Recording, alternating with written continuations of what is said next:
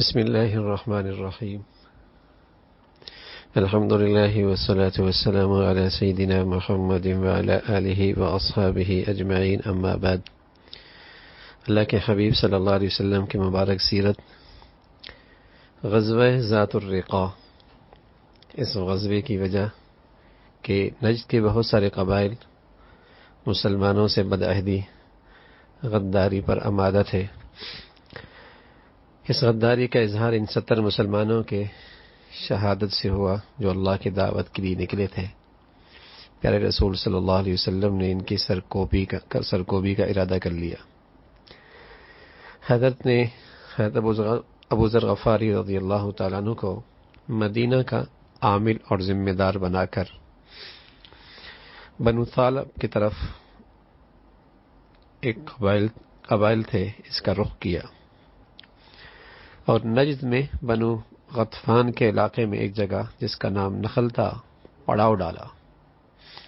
آپ علیہ الصلوۃ والسلام وہاں اپنے ساتھیوں کے ساتھ تشریف فرما تھے، لیکن اللہ نے ان قبائل کے دلوں میں رعب ڈال دیا۔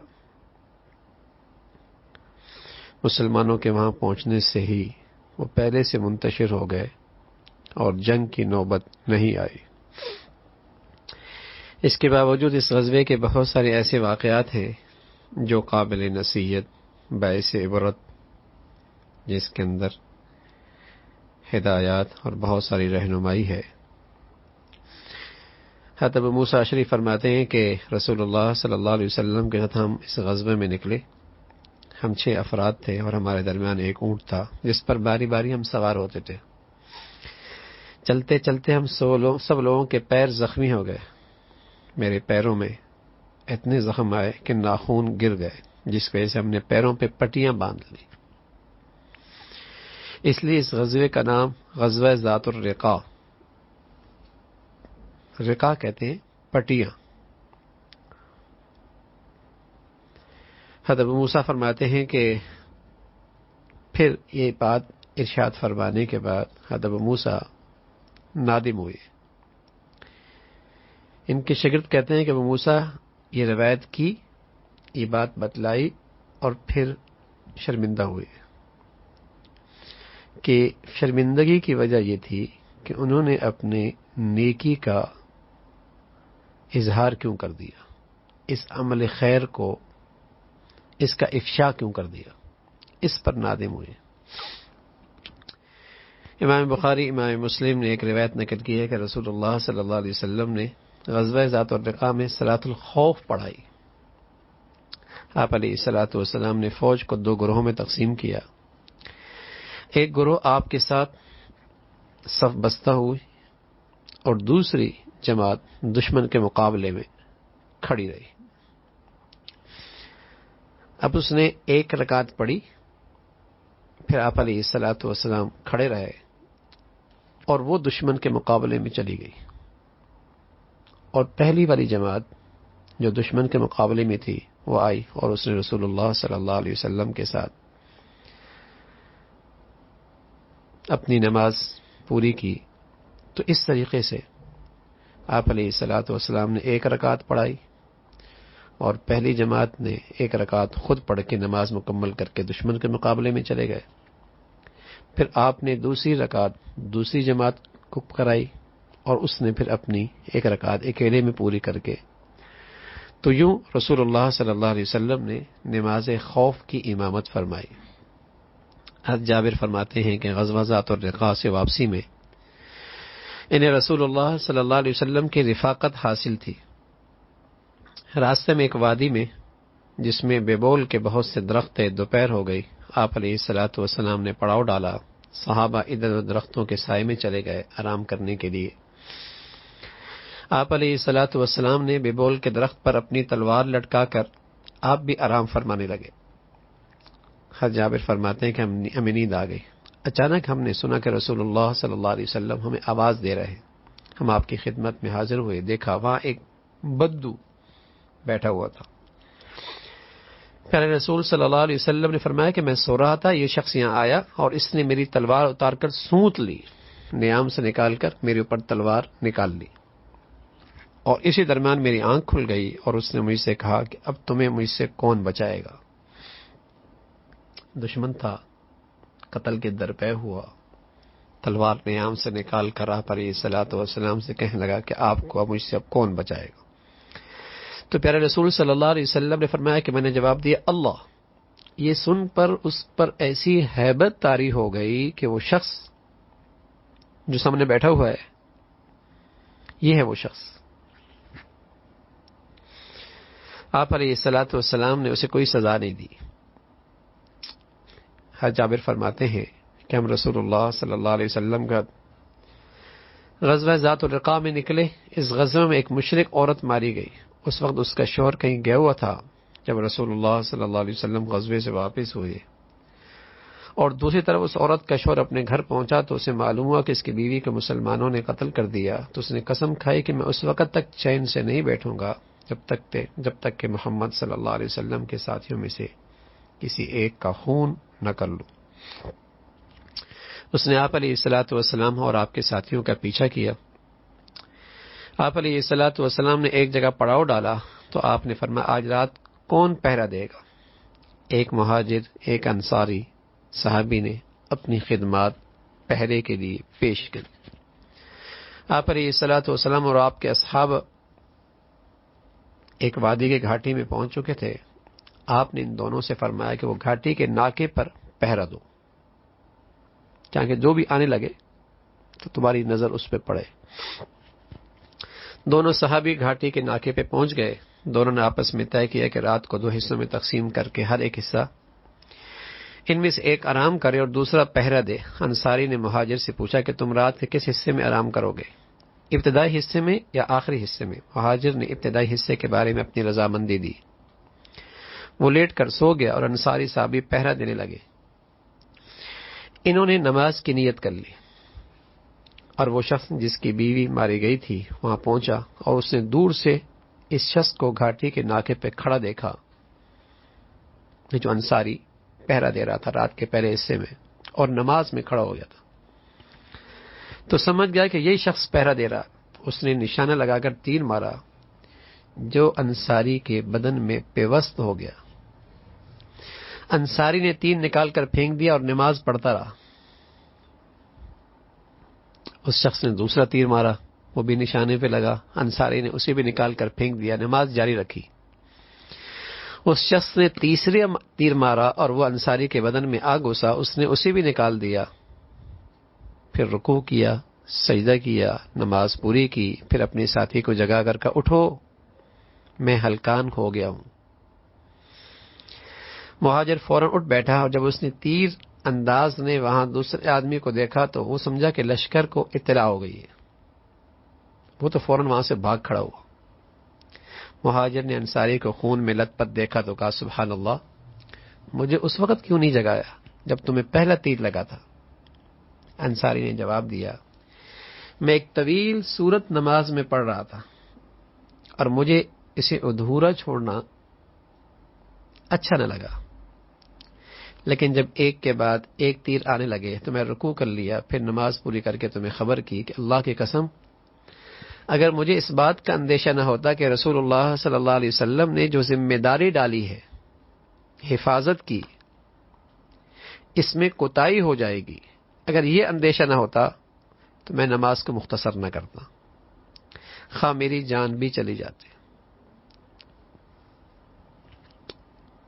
جابر فرماتے ہیں کہ میں رسول اللہ صلی اللہ علیہ وسلم کے ساتھ میں اس غزوہ ذات الرقاع میں جو مختلف واقعات پیش آئے جو احادیث میں ہیں وہ ذکر کر رہا ہوں.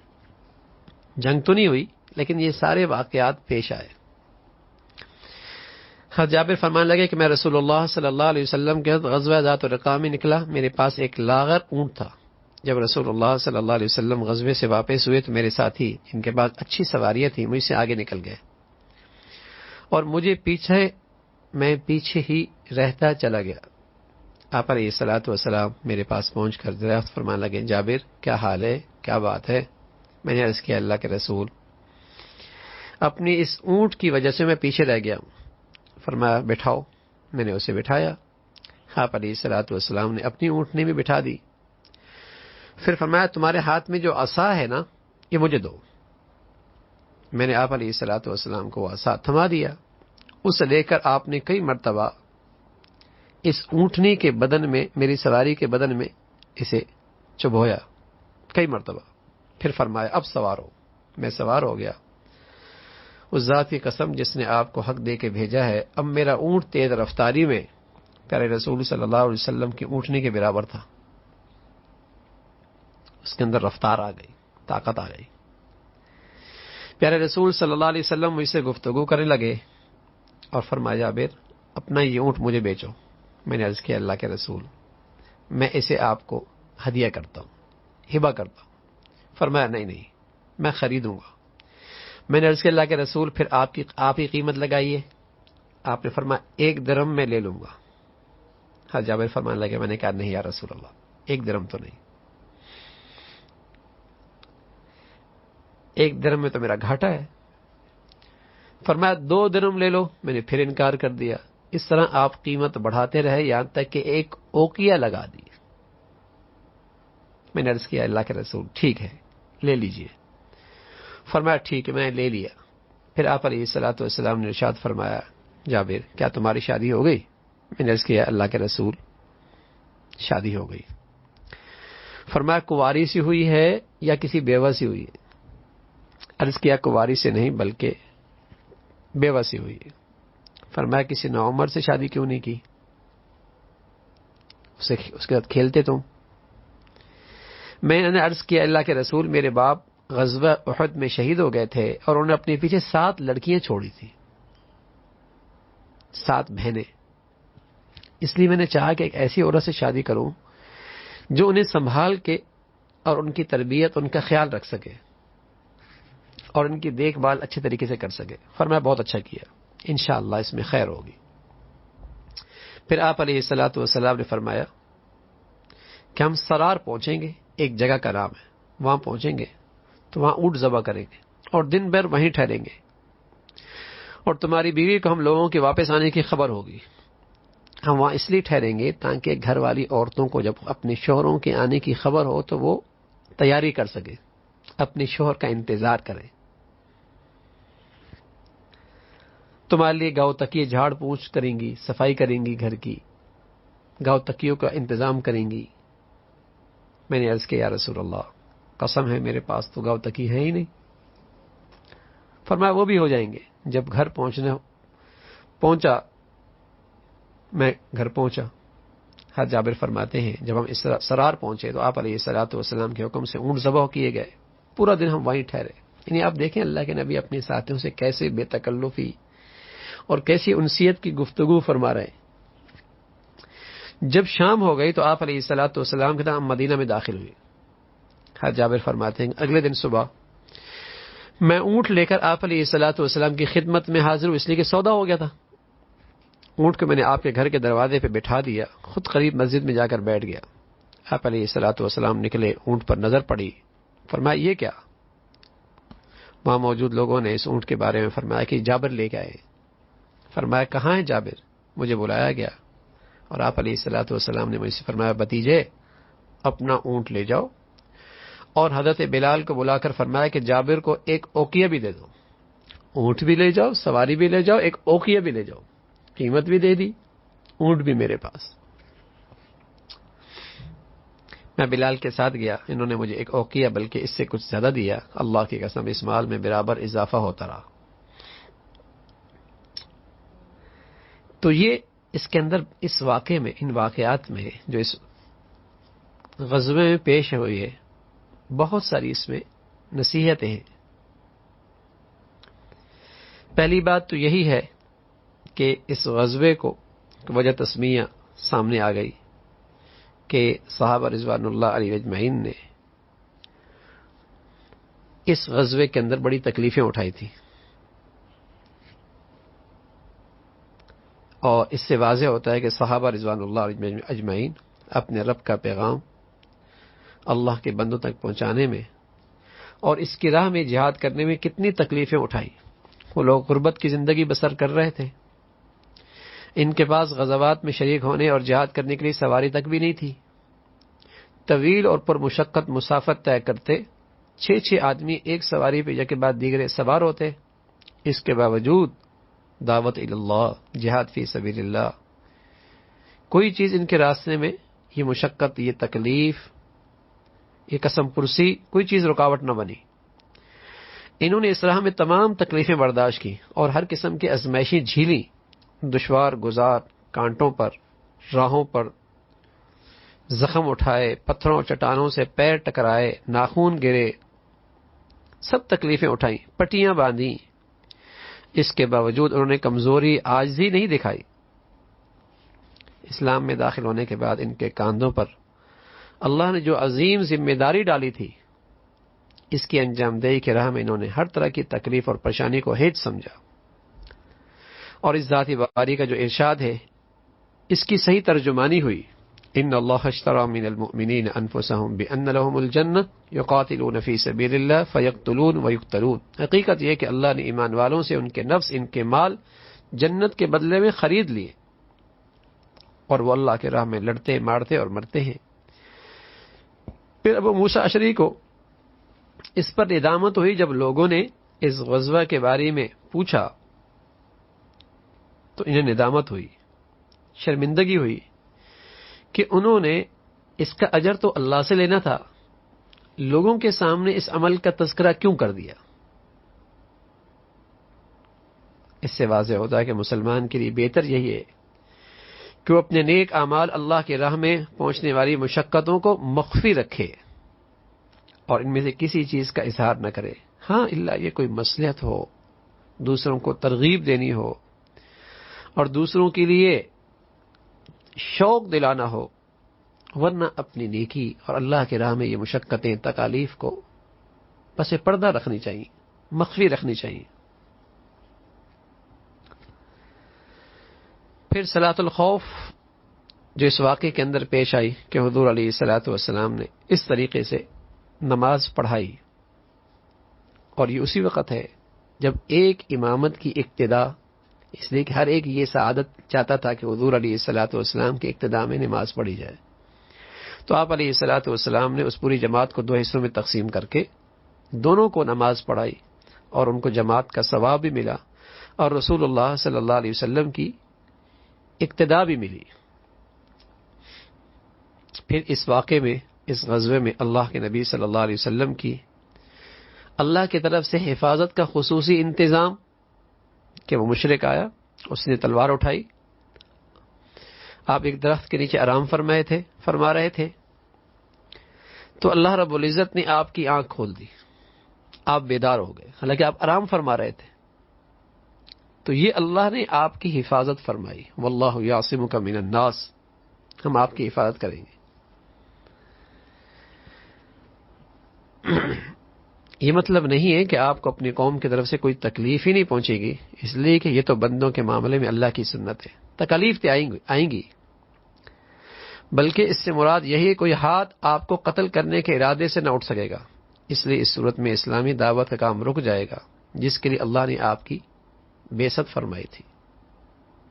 تو واللہ یعصمک من الناس، یوں جو آپ کے شخص قتل کے درپے تھا وہ یوں نامراد ہوا۔ حضرت جابر رضی اللہ تعالیٰ عنہ کا واقعہ، مدینہ کے واپسی کے راستے میں ان کے اور رسول اللہ صلی اللہ علیہ وسلم کے درمیان ہونے والی گفتگو، حالانکہ اس غزوے سے کوئی تعلق نہیں ہے، اس لیے کہ اس چیز کی مکمل اور دقیق تصویر تھی کہ رسول اللہ صلی اللہ علیہ وسلم اپنے ساتھیوں کے ساتھ، صحابہ کے ساتھ کیسا شفقت کا اور پیار کا اور انسیت کا برتاؤ کیا کرتے ہیں، آپ کی معاشرت کتنی لطیف، آپ کی گفتگو کتنی ہلکی پھلکی، اور آپ کی بات چیت کتنی دل آویز تھی۔ حضرت جابر اس واقعے میں جس کا بھی تذکرہ گزرا، اس سے معلوم ہوا کہ نبی علیہ الصلوۃ والسلام ان ازمائشی حالات میں دیکھا کہ جابر ان ازمائشی حالات میں دل گرفتہ تھے، جس سے حضرت جابر ابن عبداللہ کا گھر دوچار تھا، آپ بھی اس کی وجہ سے دل گرفتہ تھے جابر کے حالات سن کر، اس لیے کہ ان کے والد غزوہ احد میں شہید ہو گئے تھے، بہت ساری اولاد چھوڑی تھی، کفالت کی ساری ذمہ داری جابر کے سپرد تھی، اور دنیاوی عیش و آرام بھی انہیں میسر نہیں تھا، تو رسول اللہ صلی اللہ علیہ وسلم نے اس غزوے میں محسوس کیا کہ جابر لشکر سے پیچھے رہ جانے کا سبب یہ ہے کہ ان کے پاس ایک ہی اونٹ ہے اور وہ بھی بہت لاغر ہے، جس سے ان کی غربت اور پریشانی کا اظہار ہوتا ہے۔ تو آپ نے اس موقع کو غنیمت جانا اور قافلے کے پیچھے ہو کر ان سے جا کے ملے اور ان سے خوش طبعی کی باتیں، انسیت کی باتیں، محبت کی باتیں ان سے کی۔ آپ علیہ الصلوۃ والسلام کی عادت شریفہ تھی، جب اپنے اصحاب کے ساتھ کہیں جاتے تھے تو وقتاً فوقتاً ان میں سے ہر ایک کے احوال کا جائزہ لیتے تھے اور ان سے انس اور محبت کی باتیں فرمایا کرتے تھے۔ حضور علیہ الصلوۃ والسلام نے جابر سے ان کا اونٹ خریدنے کی پیشکش کی۔ اس طرح آپ ان کا اکرام اور ان کی موجودہ حالت کو سدھارنے کے لیے کچھ تعاون کرنا چاہتے تھے۔ پھر آپ نے دل اویز شرعی اسلوب میں ان کی بیوی گھر کے بارے میں دریافت کیا اور انہیں اطمینان دلا دیا کہ جب وہ مدینہ کے قریب پہنچیں گے تو چند گھنٹے شہر کے باہر ٹھہریں گے تاکہ اہل مدینہ کو ان کی واپسی کی خبر ہو جائے، ان کی بیویاں، ان کے گھر والے بناؤ سنگار کا انتظام کر لیں، گھر کو ٹھیک ٹھاک کر لیں، گاؤ تکیہ لگا لیں۔ حضرت جابر نے اسی اسلوب میں جواب دیا، اللہ کی قسم، اللہ کے رسول، میرے پاس تو گاؤ تکیہ ہے نہیں۔ آپ فرماتے ہیں وہ بھی ہو جائیں گے، اس لیے کہ آپ کے ذہن میں تھا کہ میں اسے اوقیہ کچھ دراہم ہبہ کروں گا، تو فرمایا اس کا بھی انتظام ہو جائے گا۔ تو اللہ کے نبی صلی اللہ علیہ وسلم کی یہ لطیف معاشرت، یہ مانوس گفتگو اور اپنے ساتھیوں کے ساتھ ایسی مٹھاس بری خوش طبعی کی باتیں، اگرچہ ہمیں اللہ کے نبی صلی اللہ علیہ وسلم کی مجالس، غزوات، اسوار میں ہمیں شرکت کا موقع نہیں ملا، لیکن آپ علیہ الصلوۃ والسلام کی سیرت سے آپ کی زندگی کی خوبصورت تصویر سامنے آ رہی ہے، خوبصورت تصویر سامنے آ رہی ہے کہ آپ علیہ الصلوۃ والسلام اپنے ساتھیوں کے ساتھ کیسے دلجوئی کا معاملہ کرتے تھے، ان کی ہمت بڑھاتے تھے، انہیں حوصلہ دیتے تھے، تعاون کی کیسی کیسی شکلیں اختیار کرتے تھے۔ اسی طرح اللہ کے نبی صلی اللہ علیہ وسلم نے اس غزوے میں ایک اور چیز ملتی ہے کہ احساس ذمہ داری آپ کے ساتھیوں کو کس قدر تھی۔ اللہ کے نبی صلی اللہ علیہ وسلم نے جب ان دو ساتھیوں کو ناکے پہ مقرر کیا حفاظت کے لیے، اور انہوں نے اپنے آپس کے مشورے سے رات کے دونوں حصے تقسیم کر دیے، اور پھر ان میں سے ایک نماز کے لیے کھڑا ہو گیا۔ ظاہر ہے اللہ کے راستے میں جہاد، اور یہ جہاد ایک ایسا عمل ہے کہ اس میں مسلمان اپنا پورا وجود اپنے خالق کے سامنے پیش کر دیتا ہے، اپنے خالق اور مالک کے سامنے پیش کر دیتا ہے، اور یہ اللہ کے قرب کے بہت اعلیٰ درجے پہ فائز ہوتا ہے۔ تو انہوں نے موقع جانا کہ اس موقع سے فائدہ اٹھا کر اللہ سے مناجات کی جائے، اور ایک نماز میں کھڑا ہو گیا اور عبادت میں ایسا مصروف ہوا، ایسا مزہ آیا کہ تیر پہ تیر لگ رہے ہیں، خون بہ رہا ہے، زخمی ہیں، لیکن ان مناجات کی لذت لے رہے، اس کا مزہ لے رہے۔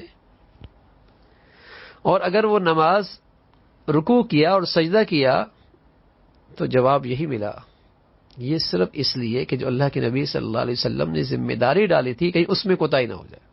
تو دیکھیے نا احساس ذمہ داری کیسی ہے، کیسی احساس ذمہ داری ہے۔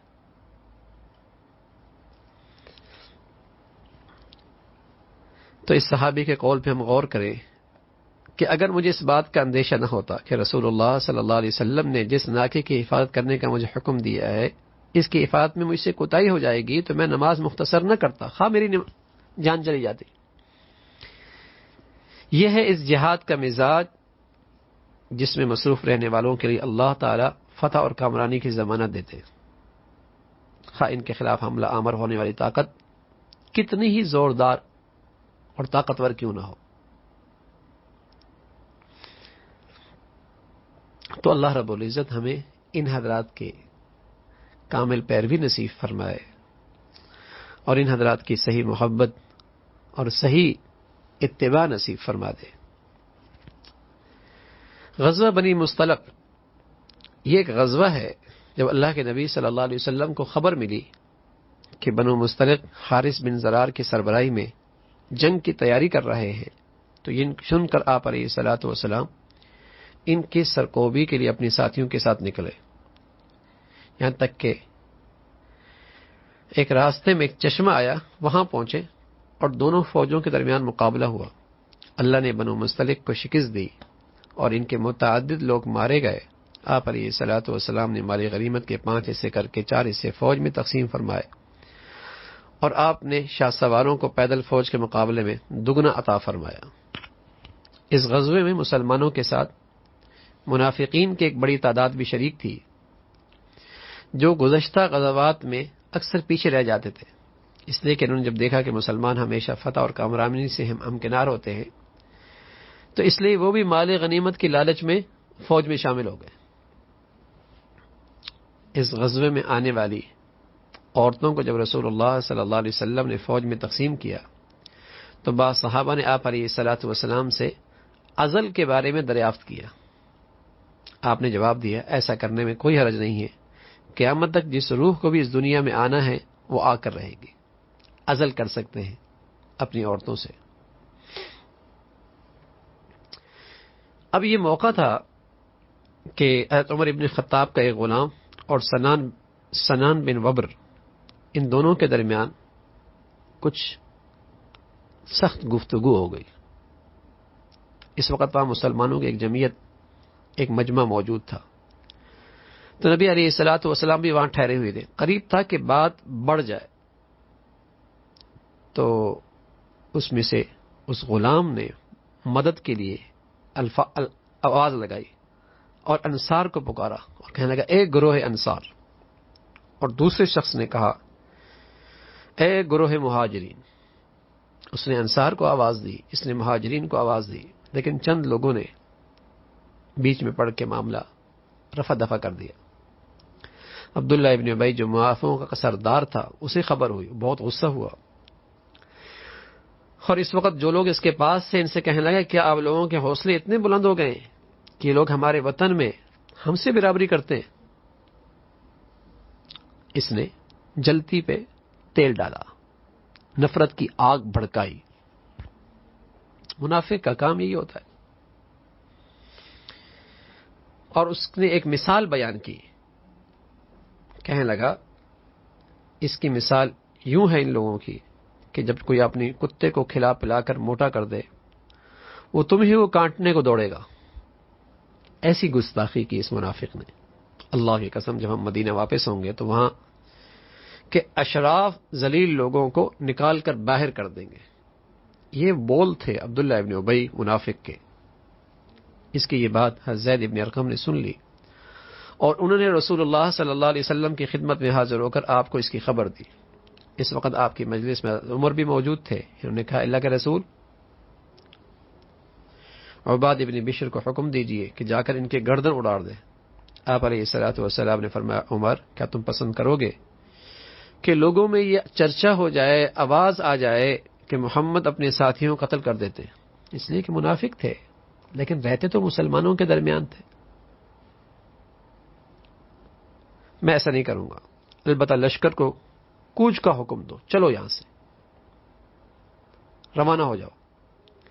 یہ ایسا وقت تھا کہ رسول اللہ صلی اللہ علیہ وسلم اس وقت سفر نہیں فرمایا کرتے تھے۔ آپ کے حکم پہ لشکر روانہ ہو گیا، اور پورا دن مسلسل چلتے رہے، یہاں تک کہ شام ہو گئی۔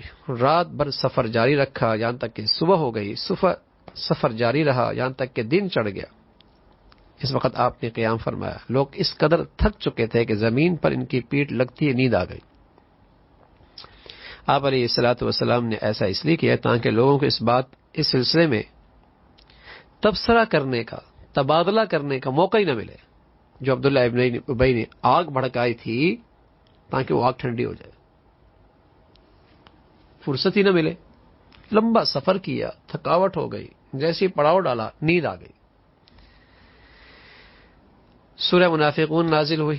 حضرت زید ابن ارقم کی اطلاع کی تصدیق ہو گئی، جو نے عبداللہ ابن ابی کے بارے میں رسول اللہ صلی اللہ علیہ وسلم تک پہنچائی تھی۔ اللہ کا ارشاد ہے، یقولون لئن رجعنا الى المدینہ لا يخرجن الاعز من الاذل وللہ العزت ولرسولہ وللمؤمنین ولکن المنافقین لا يعلمون. یہ کہتے ہیں ہم مدینہ واپس پہنچیں گے تو جو عزت والا ہے وہ ذلیل کو وہاں سے نکال کر باہر کرے گا، حالانکہ عزت تو اللہ اور اللہ کے رسول اور اہل ایمان کی ہے، مگر یہ منافق لوگ نہیں جانتے. جب لشکر مدینہ واپس آ گیا تو عبداللہ ابن ابی کے صاحبزادے جو مخلص مسلمان تھے، حضرت عبداللہ، رسول اللہ صلی اللہ علیہ وسلم کی خدمت میں حاضر ہوئی، عرض کیا یا رسول اللہ، مجھے معلوم ہے کہ میرے باپ نے جو بات آپ تک پہنچی ہے اس بنا پر آپ اسے قتل کرنے والے ہیں، اگر واقعی آپ کا یہی ارادہ ہے تو مجھے حکم دیں، میں اس کا سر کاٹ کے لاتا ہوں. بیٹا باپ کا سر کاٹ کے لے کے آئے گا، یہ بیٹا کہہ رہا ہے اللہ کے نبی اگر آپ حکم دیں تو. اللہ کی قسم پورے قبیلہ خزرج کو معلوم ہے کہ مجھ سے زیادہ اپنے باپ کا فرما بردار کوئی نہیں، لیکن اس کی گستاخی، اس کی یہ بے ادبی، اور آپ کا حکم ہو تو میں اس کا سر لے کے آؤں گا. اسلام کا رشتہ ہر رشتے سے بالاتر ہو گیا. ایمان اسلام کا تعلق اور رشتہ ہر نسبی رشتے سے زیادہ طاقتور ہو گیا. کہیں ایسا نہ ہو کہ آپ کسی اور کو اسے قتل کرنے کا حکم دیں اور میں اپنے باپ کے قاتل کو گھومتا پھرتا نہ دیکھ سکوں اور غیرت اور محبت کے جوش میں آ کر اسے قتل کر دوں. اس طرح ایک کافر کے بدلے ایک مومن کو قتل کرنا قصور اور جہنم کا میں مستحق ٹھہروں. اس لیے اگر آپ ایسا کرنا چاہتے ہیں تو یہ خدمت میرے سپرد کریں. رسول اللہ صلی اللہ علیہ وسلم نے فرمایا نہیں، ہم ایسا نہیں کریں گے، بلکہ جب تک وہ ہمارے درمیان میں ہے ہم اس سے نرمی کریں گے اور اچھا سلوک کریں گے. اس واقعے کے بعد جب عبداللہ ابن ابی کوئی بات کہتا تو خود اس کے قبیلے والے اسے ملامت کرتے اور سخت سست کہتے کہ اللہ کے نبی کا یہ اخلاق اور یہ سلوک اور تمہارا رویہ یہ. تو اپنی قوم اور قبیلے کے لوگ اسے سست کہتے، ملامت کرتے. اس پر رسول اللہ صلی اللہ علیہ وسلم نے عمر ابن خطاب سے فرمایا اے عمر تمہارا کیا خیال ہے، اگر میں نے اس دن اسے قتل کرا دیا ہوتا جس دن تم نے مجھے مشورہ دیا تو اس کی حمایتی طوفان کھڑا کر دیتے، لیکن اگر آج اس قبیلے کو اسے قتل کرنے کا حکم دوں تو وہ فوراً اس کی تعمیل کریں گے. حضرت عمر نے فرمایا اللہ کی قسم مجھ پر واضح ہو گیا کہ اس کے بارے میں رسول اللہ صلی اللہ علیہ وسلم کا فیصلہ میری رائے سے زیادہ بابرکت تھا. اسی غزوے کے لوٹتے ہوئے ایک بڑا واقعہ اور بڑا دل خراش اور بڑا تکلیف دہ اہل ایمان کے لیے ایک واقعہ پیش آیا، اور یہ واقعہ افک کے نام سے مشہور ہے. اس پر قرآن کی پوری سورت ہے سورہ نور، کئی ساری آیتیں اس کے متعلق نازل ہوئی. حضرت عائشہ فرماتی ہیں وہ واقعہ پیش آیا کہ اس غزوے میں رسول اللہ صلی اللہ علیہ وسلم کے ساتھ وہ بھی نکلی تھی. فرماتی ہیں کہ رسول اللہ صلی اللہ علیہ وسلم اس غزوے سے فارغ ہو گئے، واپسی کا ارادہ فرمایا. آپ نے رات میں کوچ کرنے کا حکم دیا. کوچ کی تیاریاں چل رہی تھی. میں اٹھ کر رفع حاجت کے لیے گئی، قضاء حاجت کے لیے، اور جب پلٹنے لگی تو قیام گاہ کے قریب مجھے محسوس ہوا کہ میرے گلے کا ہار ٹوٹ گیا ہے. میں واپس جا کر اس کے موتی اسے تلاش کرنے لگی. اس میں مجھے دیر لگ گئی. ادھر وہ لوگ جو مجھے ہودج میں سوار کر رہے تھے، یعنی سواری کے اوپر ایک نشست گاہ بنائی ہوتی ہے جس میں جو پردے والی ہوتی ہے، میں اس میں سوار ہوتی تھی. تو انہوں نے میرا ہودج اٹھایا اور اسے اونٹ کے اوپر رکھ دیا جس پر میں سوار ہوتی تھی. انہیں یہ محسوس ہی نہیں ہوا کہ میں اس میں نہیں ہوں. میں ہلکی پھلکی تھی. ان کا خیال تھا کہ میں بھی بیچ ہی میں ہوں. اور یہ واقعہ حجاب کا پردہ حکم نازل ہونے کے بعد کا ہے. پھر انہوں نے اونٹ اٹھایا اور روانہ ہو گئے. میرا ہار اس وقت ملا جب قافلہ وہاں سے روانہ ہو چکا تھا. میں واپس قافلے کی جگہ پر آئی، وہاں کوئی نہیں تھا، اور ٹھیک اسی جگہ پر جہاں پڑاؤ تھا میں نے سوچا کہ جب یہ لوگ آگے جا کر مجھے نہیں پائیں گے تو ڈھونڈنے کے لیے واپس آئیں گے، تو میں وہیں ٹھہر گئی. صفوان بن معطل لشکر کے پیچھے پیچھے آ رہے تھے. صبح کے وقت وہ اس جگہ سے گزرے جہاں میں تھی. انہوں نے ایک انسانی ہیولہ دیکھا. میں سوئی ہوئی تھی، میری آنکھ لگ گئی. وہ دیکھتے ہی پہچان گئے، کیونکہ پردے کے حکم سے پہلے وہ مجھے کئی بار دیکھ چکے تھے۔ اس وقت میں نیند کی غلبی کی وجہ سے سو گئی تھی، مجھے پہچان کر انہوں نے ایک لفظ کہا، انا للہ و انا الیہ راجعون، یہ پڑھی۔ اس آواز سے میری آنکھ کھل گئی اور میں فوراً اپنے چہرے پہ چادر ڈال لی۔ اللہ کی قسم ہم دونوں نے ایک دوسرے سے ایک لفظ بھی نہیں کہا۔ انا للہ و انا الیہ راجعون کے علاوہ میں نے ان کے منہ سے ایک لفظ بھی نہیں سنا۔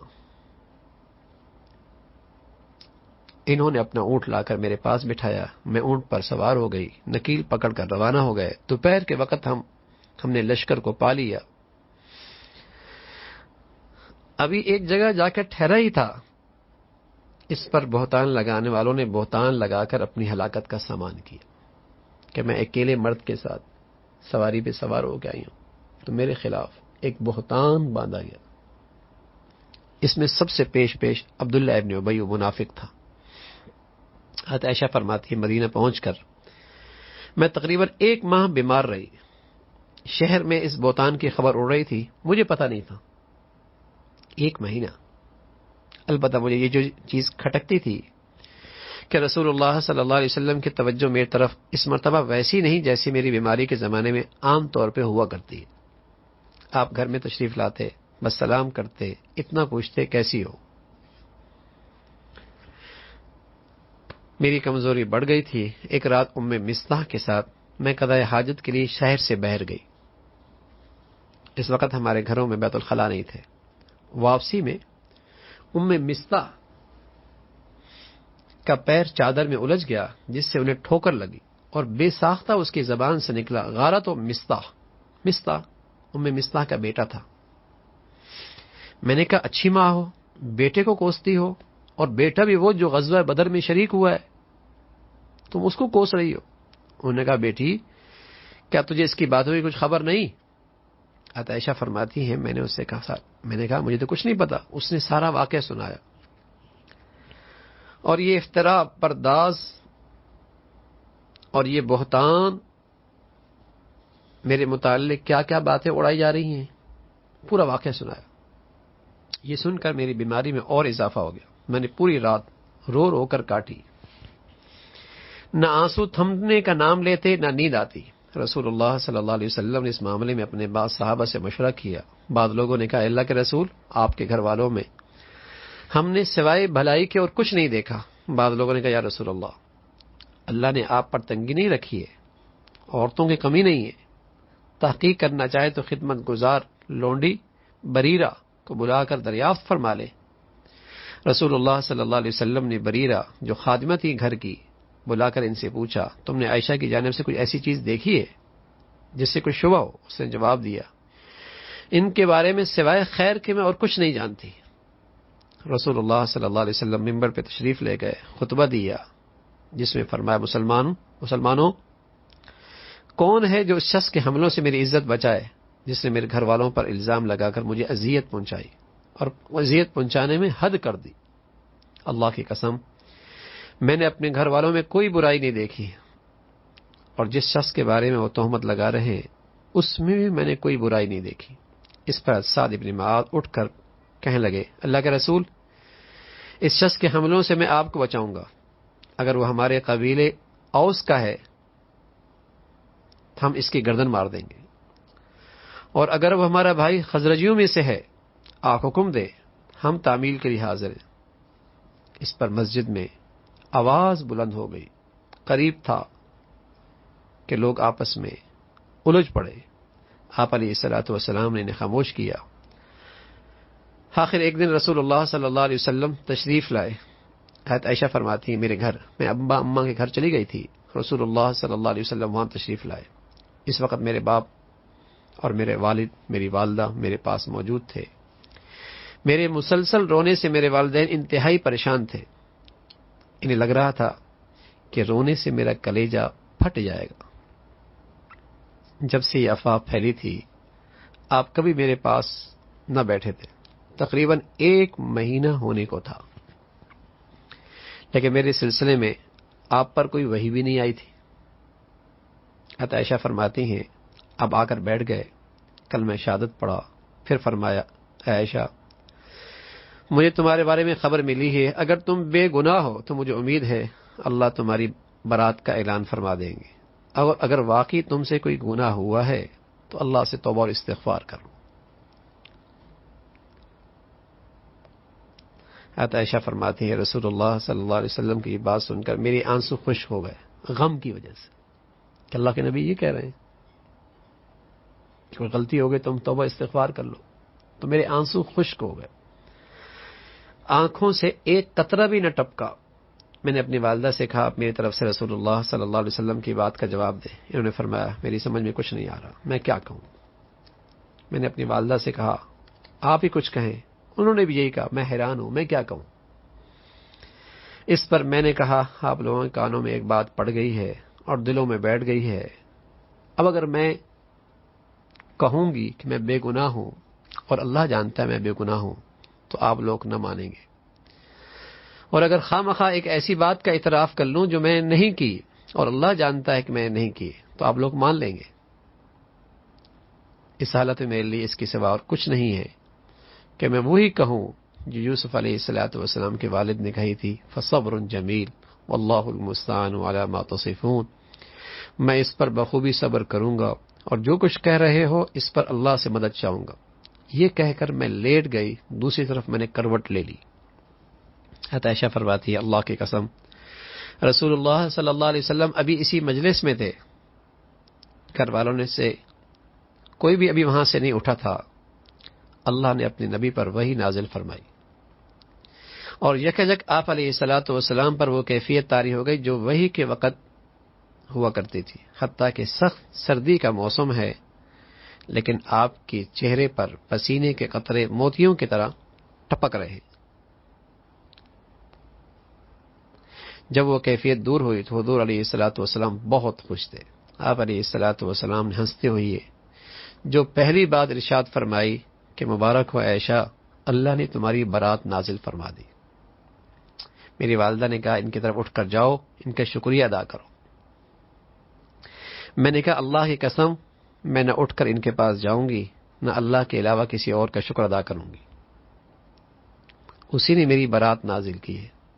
حضرت عائشہ فرماتی ہیں اس موقع پہ آیت نازل ہوئی ان الذین جاءوا بالافک عصبۃ منکم لا تحسبوه شرا لکم بل هو خیر لکم لكل امرئ منهم ما اكتسب من الاثم والذی تولى کبرہ منهم له عذاب عظیم. جو یہ لوگ بہتان گھڑ لائے ہیں وہ تمہاری اندر کا ایک ٹولہ ہے. اس واقعے کو اپنے لیے حق میں شر نہ سمجھو بلکہ یہ بھی تمہارے لیے خیر ہے. بڑی سی بڑی آزمائش اور بڑی سی بڑی زحمت اور مصیبت اللہ اس کے اندر سے بہت بڑی رحمت کا پہلو نکال دیا کرتے. جس نے اس میں جتنا حصہ لیا اس نے اتنا ہی گناہ سمیٹا اور جس شخص نے اس کی ذمہ داری کا بڑا حصہ اپنے سر لیا اس کے لیے تو عذاب عظیم. منافق مخلص مسلمان بھی اس میں متاثر تھے شامل تھے لیکن اس کا سردار اور اس سازش کا اصل سرغنہ وہ منافق تھا. اس کے لیے دردناک عذاب ہے. حضرت عائشہ فرماتی ہیں میرے والد مصطح پر اس سے قرابت داری اور اس کی فقر کی وجہ سے اس پہ خرچ کیا کرتے تھے. ابو بکر رضی اللہ تعالیٰ عنہ اس واقعے کے بعد انہوں نے اللہ کی قسم کھائی کہ اب میں اس پر کچھ خرچ نہیں کروں گا. اس پر قرآن کی آیت آئی وَلَا يَأْتَلِ أُولِي الْفَضْلِ مِنْكُمْ وَالسَّعَةِ أَنْ يُؤْتُوا أُولِي الْقُرْبَى والمساكين والمهاجرين في سبيل الله وليعفوا وليصفحوا ألا تحبون أن يغفر الله لكم والله غفور رحيم. تم میں سے جو لوگ صاحب فضل صاحب قدرت ہیں خوشحال ہیں وہ اس بات کی قسم نہ کھا بیٹھیں کہ اپنے رشتہ دار مسکین مہاجر فی سبیل اللہ ان لوگوں کی مدد نہ کریں گے. انہیں معاف کر دینا چاہیے, درگزر کر دینا چاہیے. کیا تم نہیں چاہتے کہ اللہ تمہیں معاف کر دے؟ اور اللہ کی صفت ہے وہ غفور الرحیم ہے. حضرت ابو بکر رضی اللہ تعالیٰ عنہ نے یہ آیت سن کر فرمایا کیوں نہیں, اللہ کی قسم میں چاہتا ہوں کہ اللہ میری مغفرت فرمائے. چنانچہ وہ مصطح اور اسی طرح خرچ کرنے لگے جیسے پہلے خرچ کیا کرتے تھے. پھر حضور علیہ الصلوۃ والسلام باہر نکل کر لوگوں کے درمیان خطبہ دیا اور انہیں قرآن کی وہ آیات سنائیں جو اس موقع پہ نازل ہوئیں. پھر مصطح بن اثاثہ یہ مسلمان تھے, حسان بن ثابت یہ بھی مسلمان تھے, حمنہ بنت جاش یہ بھی مسلمان تھے. انہیں حد قذف کے کوڑے لگائے گئے. مخلص لوگ تھے, اللہ نے ان کی معاف فرما دی. یہ وہ لوگ تھے جن سے یہ خطا ہو گئی تھی. اور منافق کی سزا قرآن نے بتائی کہ لہو عذاب عظیم، اس کے لیے بڑا سخت عذاب ہے۔ تو یہ ایک غزوہ ہے، اور اس کے اندر بہت سارے اس کے اندر ہمارے لیے رہنمائی اور ہدایات ہیں۔ انشاءاللہ کل اس کا تذکرہ آئے گا۔ سبحانک اللہم و بحمدک،